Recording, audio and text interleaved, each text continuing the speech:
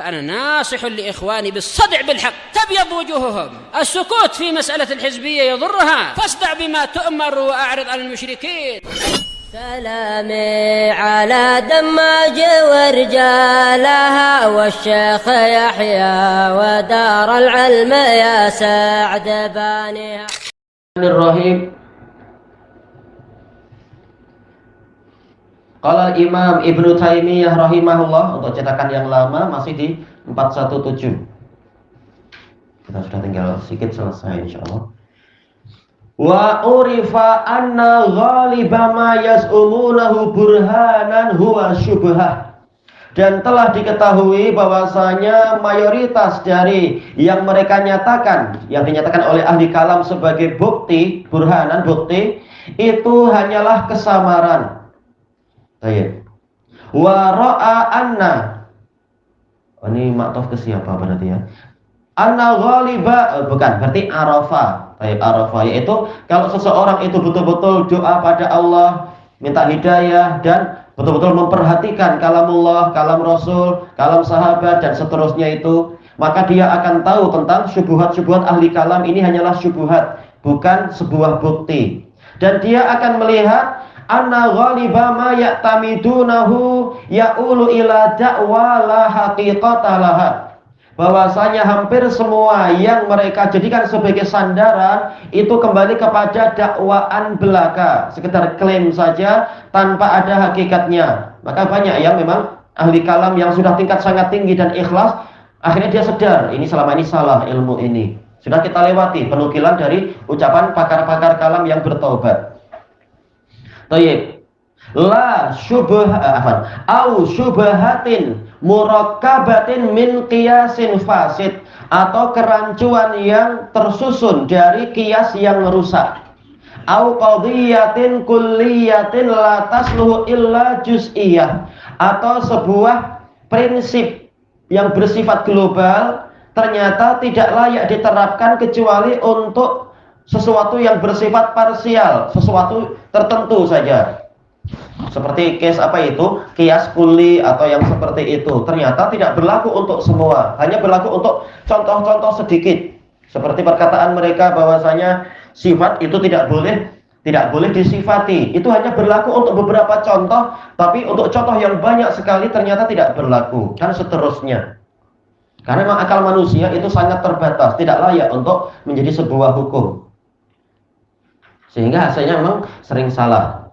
Au da'wa ijma'in la haqiqatalah, atau dakwaan ini sebuah ijma' ternyata tidak ada hakikatnya. Ternyata antar ahli kalam sendiri banyak khilaf, sebagaimana dijelaskan Syekhul Islam dalam Darut Ta'arud dan juga dalam kitab Tis'iniyah dan lain-lain. Penulisnya mengatakan ijma', ketika diteliti ternyata ahli kalam sendiri khilaf. Awit tamassuki fil madhab wad dalil bil alfazil mushtarakah, atau berpegang di dalam suatu madhab dan dalil yang mana lafadznya itu lafadz yang masih mushtarakah. Mungkin apa polanya itu? Homonim kah? Mengatakan apa, misalkan lafadz ain. Ini Allah Ta'ala mengatakan apa? Untuk ain polanya begini. Kita katakan untuk ayat itu ain memang begitu, yaitu ain artinya adalah mata air. Sementara dalam hadis yang lain atau dalam ayat itu ain ternyata maknanya mata atau yang lain. Karena ain memiliki 4 atau 5 makna. Ini contohnya lafadz mushtarakah.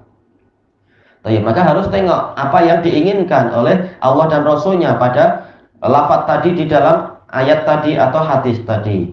Nah, itu menjadi syubhat bagi orang-orang yang tidak paham. Summa inna dzalika idza rukiba bi alfazin katsiratin tawilatin gharibah.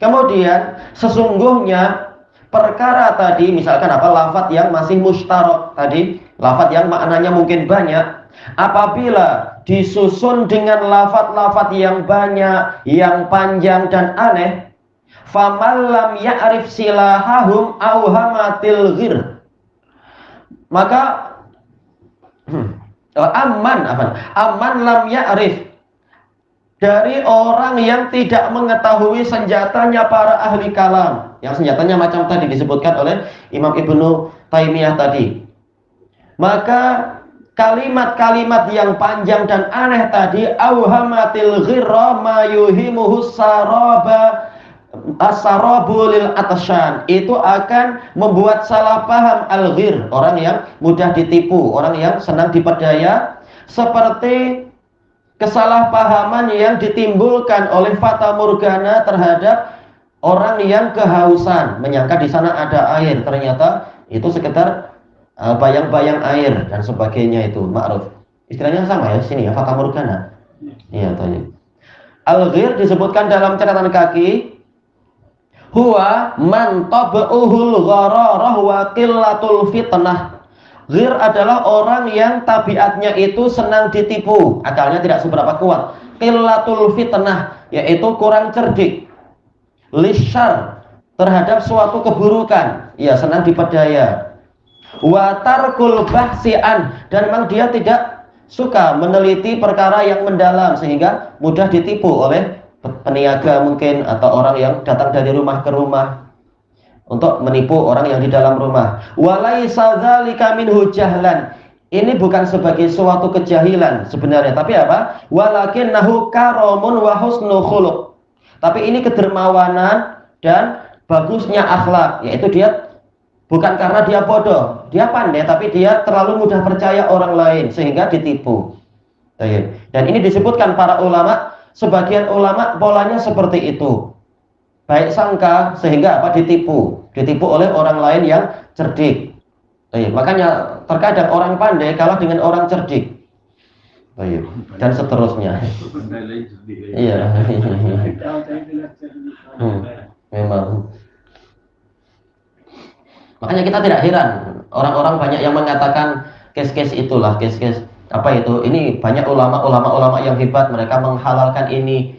Kita katakan seperti dijelaskan oleh para ulama banyak yang memang apa? Memang mereka pandai dan hebat, tapi sering ditipu oleh para hizbiyun yang pandai bicara, cerdik ini itu dan sebagainya. Setelah ulamanya tertipu memfatwakan ini halal, akhirnya apa? Masyarakat bilang, nih ulama aja mengatakan halal, kamu siapa? Padahal apa? Hasilnya adalah, kata Syekh Mubil, para ulama tadi didatangi para hizbiyun, lalu digambarkan case-nya gini, akhirnya apa? Ulama bilang, oh kalau gitu halal. Tak tahu bahwasanya ini sekitar permainan bahasa dan kata dan apa. Nah itu polanya. Jadi memang beza antara orang yang cerdik dengan ulama, memang beza. Walaupun banyak juga yang sepertinya seperti pola Syekhul Islam, cerdik dan memang dia alim, tidak senang ditipu. Izdada imanan wa ilman, yaitu kalau dia tahu yang seperti ini dan memperhatikan ini, akan bertambahlah keimanan dia dan ilmu dia bima jaa bihil kitabu was sunnah, terhadap apa yang didatangkan oleh Al-Quran dan As-Sunnah. Dengan cara tadi, banyak berdoa pada Allah dan banyak memperhatikan kitabullah, juga apa kalam Rasul, juga penjelasan para ulama, penjelasan para sahabat, tabi'in dan pemimpin kaum muslimin. Nah, dia akan tahu bahwasanya ternyata yang sebaliknya, yaitu ajaran ahli kalam ini ternyata memang menyesatkan. Nah, dengan itu dia akan semakin bertambah iman dan ilmu terhadap Al-Quran was sunnah. Tahu, nggak ada senjata yang mampu menggantikan ini, tak ada ilmu yang mampu menggantikan kitab was sunnah.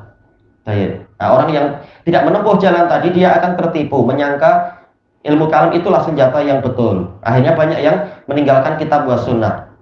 Fa inna didda yadharu husnuddid yudhiru husnuddid, karena kebalikan, suatu kebalikan itu akan menampakkan bagusnya lawan dia. Tapi ini bagi siapa? Bagi orang yang paham. Baik. Orang yang paham dan dia menempuh jalan yang benar, dia akan memahami apa itu ilmu kalam. Nah, semakin dia tahu ilmu kalam, semakin tahu dia bahwasanya memang apa? Quran was sunnah tidak akan tergantikan. Memang inilah yang terbaik. Makanya dinukilkan ijma oleh para ulama, dinukilkan ijma oleh apa? Imam ahli kalam di zamannya, yaitu Syekh Muhammad Khalil Harras, ahli kalam yang terbaik di Al-Azhar Mesir itu. Beliau mengatakan bahkan para ahli filsafat telah bersepakat, yaitu belum pernah alam semesta ini didatangi suatu undang-undang yang lebih bagus daripada Al-Quran. Jadi mereka sendiri mengakui itu.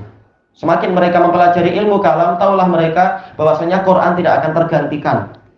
Makanya banyak yang taubat setelah itu. Termasuk Syekh Khalil Harras, guru dari Syekh Muhammad Aman Al-Jami. Taubat dari ilmu kalam. Padahal beliau berpuluh-puluh tahun ahli kalam. Baik. Wa kullu man kana bil batili a'lam kana lil haqqi asyadda ta'dhiman. Setiap orang yang dia itu lebih tahu tentang kebatilan, bukan lebih suka batil, tapi lebih tahu tentang kebatilan, dia akan lebih besar pengagungannya terhadap kebenaran. Ini juga disebutkan Ibnul Qayyim dalam kitab Al-Fawaid, menukilkan kalam Umar ibnul Khattab radhiyallahu an. Kemudian menyebutkan itulah keadaan para sahabat, karena mereka sudah pernah mengalami masa jahiliyah, mengalami pahit dan buruknya jahiliyah, sehingga ketika diperkenalkan dengan agama yang indah oleh Rasulullah, mereka betul-betul kuat berpegangnya terhadap agama Rasulullah Shallallahu Alaihi Wasallam. Nah, beda dengan apa? Case orang yang sekedar tahu Islam sejak kecil karena talqin dari orang tuanya, lalu tidak belajar. Banyak dari mereka yang malah tidak paham apa itu kebatilan, kata Ibnul Qayyim. Makanya seringkali, bukan berarti selalu, tapi seringkali orang yang sekian lama Kristen, lalu dia belajar baik-baik, lalu masuk Islam, malah dia yang lebih kuat setia pada Islam daripada orang yang selama ini sudah Islam, tapi malas belajar. Karena dia tahu betapa pahitnya menyembah berhala ini dan itu. Nah, yang tidak belajar, bahkan menganggap menyembah berhala adalah Islam. Ini muskilah. Ya, itu yang banyak terjadi. Menyembah patung, menyembah kubur-kubur yang dikeramatkan, menyangka itu Islam. Dia tak paham apa itu Islam. Bisa dengan yang justru baru masuk Islam setelah belajar. Bukan masuk Islam dengan tujuan saya mau jadi mu'alaf, dapat duit banyak. Nah, itu tetap jahil aja kalau dia macam itu polanya. Tayyib wa biqadrihi a'rafa idza hutiya ilaih, dan sesuai dengan kadarnya dia menjadi lebih mengetahui apabila dia memang mendapatkan hidayah ke situ. Masuk Islamnya bukan sekedar ikut-ikutan, tapi memang mencari, maka dia akan kuat sekali. Ketika memang dia sudah membandingkan, sudah tahu buruknya kebatilan, maka dia sangat setia kepada Islam dan kebenaran. Fa'ammal mutawassitu minal mutakallimin, adapun ahli kalam yang setengah-setengah, seperti kebanyakan ustadz-ustadz dan kiai zaman sekarang, baru setengah, belum membaca buku banyak-banyak, belum tentu bukunya Ghazali dia baca. Buku Tahaffutul Falasifah dan buku I'jamul Awam itu. Belum tentu dia baca sampai ke situ. Fayukhafu alaihi ma la yukhafu ala man lam yadkhul fi. Dikhawatirkan akan menimpa dia bencana yang tidak dikhawatirkan akan menimpa orang yang memang sama sekali tidak masuk ke ilmu kalam. Akan selamat, memang sama sekali nggak mau belajar ilmu kalam, dia selamat. Tapi yang masuk ke ilmu kalam dan hanya setengah-setengah, kita akan khawatir dia akan celaka. Seperti Ibnu Arabi, seperti juga Husain bin Mansur Al-Hallaj dan lain-lain. Yang ilmu kalamnya setengah-setengah, tahu-tahu mengklaim saya nabi, bahkan mengklaim saya adalah Allah dan seterusnya. Padahal yang tingkatan paling tinggi dia tobat, enggak, ini ilmu yang salah, ini rutenya keliru, kemarin GPS-nya salah bicara atau istilah-istilah itu. Dapat kandang ayam ya. Salah cari surga.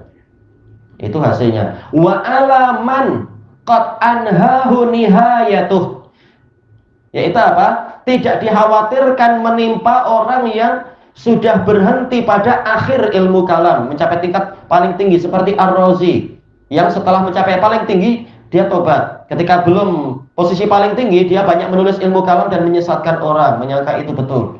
Nah, setelah akhir mencapai poin terakhir baru dia tobat, selama ini saya salah. Demikian pula Abul Hasan Asy'ari, demikian pula Abdul Karim Syahrastani dan seterusnya, banyak sekali, termasuk Imam Ibnul Wazir dan seterusnya. Itu mencapai puncak paling akhir baru dia tahu selama ini jalannya keliru, lalu tobat.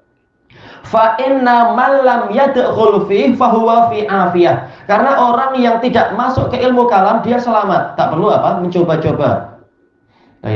Wa man anhahu qad arafal ghayah, barang siapa sudah mencapai akhir, dia telah tahu apa akhir dari ilmu kalam, sehingga dia banyak bertaubat. Fama baqiya, adapun yang tersisa hanya setengah-setengah, yukhafu min syai'in akhar, dia dikhawatirkan dari sisi yang lain. Jadi memang lebih selamat apa? Jangan belajar ilmu kalam kecuali melalui penjelasan para ulama. Memang dalam ilmu kalam bilang begini, kesalahannya begini, begini, begini, dan seterusnya. Tapi kalau langsung belajar ke ilmu kalam, belum tentu selamat. Baik. Jangankan ilmu kalam tinggi-tinggi yang itu, sekedar yang paling dasar aja yang menjadi syaratkan untuk orang pengen dapat tauliah di situ, di Kedah, paling dasar aja banyak para ustadz yang tidak paham kesalahannya di mana. Padahal nampak itu barang siapa membaca buku yang itu nipis ilmu kalam paling dasar. Awalnya nanti akan ditentang oleh akhirnya. Banyak ustadz tak paham itu. Dan beberapa kata itu menunjukkan kesalahan. Sejak paling dasar dia salah. Dan dari awal sampai akhir hanya satu hadis saja. Yang lain semuanya ra'yu. Memang ilmu kalam bukan dari hadis, bukan dari Quran, bukan dari Islam. Kita baca catatan kakinya, qala fadilatu Syekh Ar-Rajihi hafizahullah, yakni annahu idza wasala ila nihayah, yang dimaksudkan oleh Syekhul Islam adalah apabila orang ini sudah mencapai ke ujung paling akhir dari ilmu kalam, faqad arafa ghayata hadzal ilm. Dia telah mengetahui puncak akhir, yaitu apa? Terminal dari ilmu ini. Wa man lam yadkhul fi, dan orang yang tidak masuk ke dalam ilmu kalam, fahuwa fi afiyah, maka dia berada di dalam keselamatan. Karena tidak masuk mencoba-coba ke dalam sesuatu yang membahayakan. Lakinnalladzi fil wasat, tetapi yang di pertengahan, sudah di tengah jalan, hadza huwallazi khatar, yaitu keadaannya sangat membahayakan. Yasilu ilal ghayah, yasilu ilal halak. Dia boleh jadi sampai ke tujuan dalam keadaan apa? Tujuan bukan tujuan akhir ilmu, tapi tujuan akhir dari umur dia. Lalu dia sampai kepada kebinasaan. Ya, itulah dia, kata beliau. Tayyib ilahuna wallahu a'lam.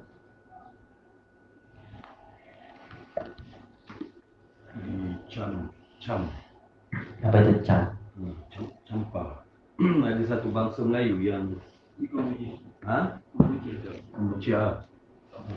Kamboja. Dia berkongsi Tuhan. Hari ini dia sembah Tuhan orang kafir. Berkongsi Tuhan. Itu nanti orang kafir itu sembah Tuhan dia pula. Ana pernah jumpa orang Cam di San Francisco. Dia adat semua macam orang Melayu. Itu tak heran. Sufiah pun macam itu. Disebutkan oleh Imam An-Najmi rahimahullah. Orang-orang Sufiah gitu. Memang Sufiah dari ilmu kalam. Mereka mengatakan tatkala hakikatnya semua ini adalah Allah, maka terserah orang menyembah apapun, mereka saudara kita karena apapun itu Allah. Jadi tak heran kalau tukar menukar apa itu sesembahan, persatuan antar agama dan sebagainya. Orang Sufiah begitu. Itu hasil dari ilmu kalam.